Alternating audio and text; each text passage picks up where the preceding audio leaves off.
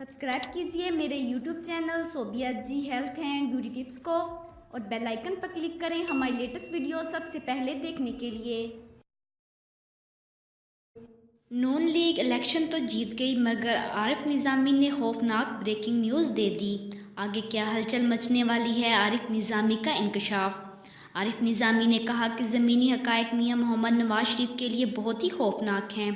उन्होंने कहा कि उन्हें एक तरफ जलसों में पज़ेराई तो मिल रही है, उन्होंने कहा कि ऐसे प्रॉब्लम्स की वजह से उन्हें जुर्माना भी हो सकता है।